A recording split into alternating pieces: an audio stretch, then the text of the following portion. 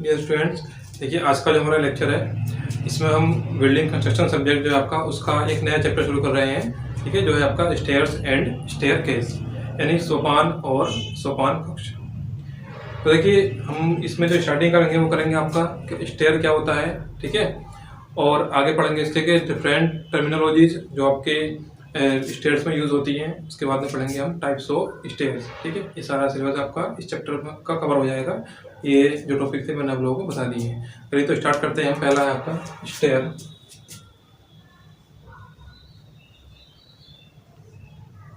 Stair या फिर इसे कहते हैं हम सोपान, ठीक है, और इसे हम जीना भी कहते हैं। स्टेयर कह सकते हैं आप, या सोपान कह सकते हैं, या फिर आप जीना कह सकते हैं। तो देखिए स्टेयर क्या होता है आपका। देखिए आपका एक फ्लोर से दूसरे फ्लोर पर जाने के लिए और वापस आने के लिए जो स्ट्रक्चर बनाते हैं आप अपनी बिल्डिंग में, ठीक है, वही क्या कहलाता है, आपका स्टेयर कहलाता है। ठीक है, यानी ये भी क्या होता है, आपका बिल्डिंग का ये पार्ट होता है, आपके भवन का एक पार्ट होता है, और हमें जो है ये फैसिलिटी देता है कि आप क्या है एक एक फ्लोर से दूसरे फ्लोर पर जा सकते हैं और वापस उस पर आ सकते हैं। ठीक है, ये होता है आपका स्टेयर होता है। देखिए ये जो मैं आप लोगों को बता रहा हूँ टर्म्स, इन सारे की जो भी PDF होगी वो मैं आप लोगों को प्रोवाइड कर दूंगा। फिलहाल मैं यहाँ पे आपको सिर्फ एक्सप्लेन कर रहा हूँ ये सारी चीज़ें।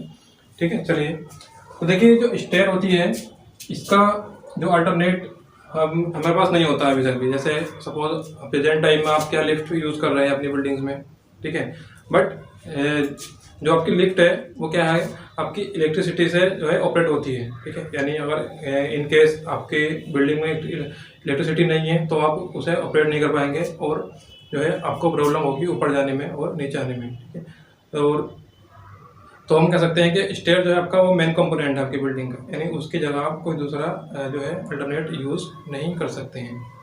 चलिए आगे चलते हैं हम। स्टेयर केस क्या होता है आपका।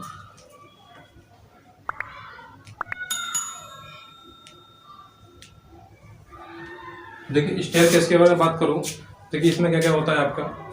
जैसे आपका जो स्टेयर होती है उसके स्टेप्स होते हैं। ठीक है, स्टेप्स के क्या होते हैं स्टेप बताऊंगा अभी मैं आप लोगों को। आपका हैंड रेल,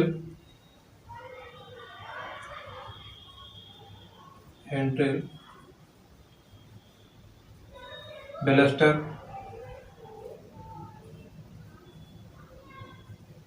लैंडिंग, और आपका होता है फ्लाइट। ठीक है, इन सारी चीज़ों का जो कॉम्बिनेशन होता है आपका, ये सारा पूरा कॉम्बिनेशन क्या कहलाता है आपका, ये स्टेयर केस कहलाता है या फिर सोपान कक्ष कहलाता है। ठीक है, यानी आपका इसमें स्टेप भी होगा, यानी जो कदमचे होते हैं इन्हें हम कहते हैं कदमचे। ठीक है, हैंड रेल होता है आपका जिसे हम कहते हैं हथ धरणी कहते हैं, और आपका होता है बैलेस्टर होता है जिसे हम कहते हैं कटहरा। लैंडिंग चौकी होता है आपका, और ये फ्लाइट क्या होता है आपका, ये फ्लाइट ही होता है। ठीक है, इन सारी चीज़ों का जो कॉम्बिनेशन होता है वो क्या कहलाता है आपका स्टेयर केस कहलाता है। देखिए सारे जो टर्म्स हैं आपकी जो आपकी स्टेयर में यूज होती हैं वो हम पढ़ने वाले हैं, यानी स्टेयर क्या होता है आपका या फिर हैंडल क्या होती है, ये सारी चीज़ें हम यहाँ पे डिस्कस करेंगे। चलिए नेक्स्ट है आपका वो है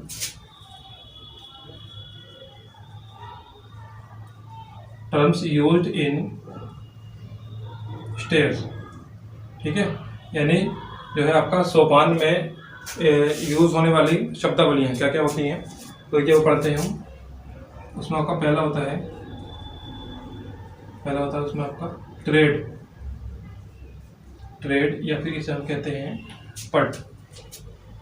देखिए आपका स्टेयर्स का जो स्टेप्स होते हैं, ठीक है, जो कदमचे होते हैं उनका जो हॉरिजॉन्टल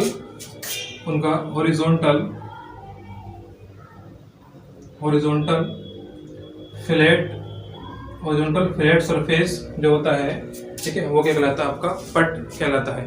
और इसका जो यूज होता है पट का वो क्या होता है कि इस पर पैर रखकर हम ऊपर चढ़ते हैं। जैसे मैंने आप डायग्राम बनाया आपके यहाँ पे, ठीक है, ये एक स्टेयर केस दिखा रहा है डायग्राम। इसमें देखिए ये वाला जो है, ये जो हॉरिजॉन्टल सरफेस है ये, या फिर ये वाला सरफेस है, ये सारे क्या है आपके, ये सारे ट्रेड है। ठीक है, इन्हें हम क्या कर सकते हैं, ये आपके क्या है ट्रेड है। ये कितने यूज होते हैं कि इन पे पैर रखने के बाद में हम क्या आसानी से ऊपर जा सकते हैं, ठीक। और इनकी जो चौड़ाई है ये कितनी होनी चाहिए, कम से कम इतनी होनी चाहिए कि आप इस पर आसानी से अपना पैर रख सकें, यानी आपका जो पूरा पैर है वो इस पर आसानी से रखा जा सके, इसकी चौड़ाई इतनी होनी चाहिए, ठीक। चलिए नेक्स्ट टर्म होता है आपका, वो है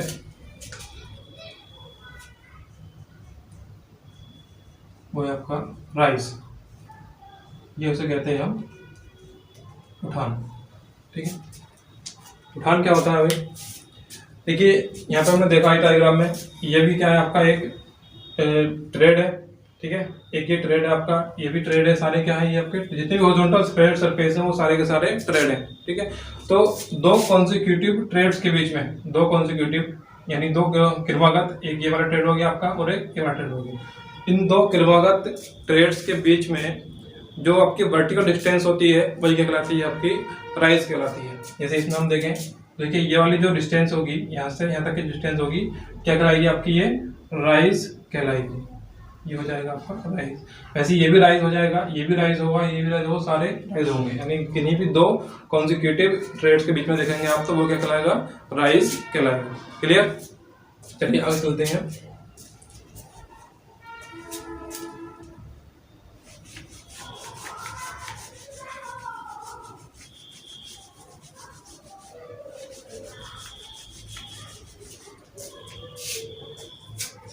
तो देखिए थर्ड है आपका, वो है आपका स्टेप, इसे हम कहते हैं कदम। देखिए अब स्टेप क्या होता है आपका, स्टेप होता है आपका राइज और आपका ट्रेड, ठीक है। राइज और ट्रेड की जो कंबाइंड व्यवस्था होती है वो कहलाती है आपका एक स्टेप कहलाती है, ठीक है। यानी अगर एक राइज मिल जाए, यहाँ पे एक राइज ये हो गया सपोज आपका, और एक आपका ट्रेड हो गया, ठीक है।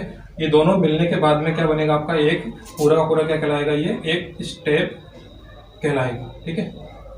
यानी एक राइज मिल रहा है, एक आपका ट्रेड मिल रहा है, और वो क्या कहलाएगा, स्टेप हो जाएगा। इसलिए आगे चलते हैं।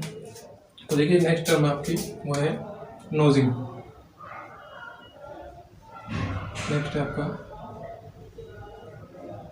वो है आपका नोजिंग। नोजिंग या फिर हम कहते हैं नासिका। देखिए नोजिंग क्या होती है आपकी, देखिए जो आपका स्टेप होता है, स्टेप में आपका जो ट्रेड होता है वो कुछ आगे की तरफ निकला रहता है, ठीक है। जैसे डायग्राम में दिखाया गया आपका, ये आपका क्या ट्रेड था, ये कुछ आगे की तरफ वो क्या है, निकला हुआ है, तो ये क्या कहलाता है, आपका नोजिंग कहलाता है। अच्छा, इसका यूज़ क्या होता है नोजिंग का, क्यों हम प्रोवाइड करते हैं इसे आपके जो है स्टेयर में। तो इसका पहला यूज़ होता है आपका, पहला होता है कि ये अपीयरेंस, ठीक है, यानी जो आपकी स्टेयर होती है उसकी सुंदरता को बढ़ाता है। पहले तो इसका ये यूज़ होता है, इसलिए लगाते हैं हम इसे। दूसरा ये होता है, दूसरा होता है आपका कि जो आपका ट्रेड होता है, ठीक है, इंक्रीज कर देता है, इंक्रीज विड्थ ऑफ आपका ट्रेड, ठीक है। यानी जो ट्रेड होता है उसकी जो चौड़ाई होती है वो इस नोजिंग को लगाने से थोड़ी बढ़ जाती है। देखिए अगर हम सपोज यहाँ पे नोजिंग नहीं लगाते हैं, ठीक है, तो इसकी चौड़ाई क्या कम होती, लेकिन जैसे हमने यहाँ पे नोजिंग प्रोवाइड कर दिया है ये जगह, तो अब इसकी जो है चौड़ाई बढ़ गई है। तो इसके दो काम होते हैं आपका, एक तो अपीयरेंस बढ़ाता है ये, दूसरा आपकी जो विड्थ होती है ट्रेड की वो इसके लगाने से बढ़ जाती है, ठीक है। चलिए नेक्स्ट है आपका, नेक्स्ट जो आपका स्टेप है वो है लाइन ऑफ नोजिंग। Line of नोजिंग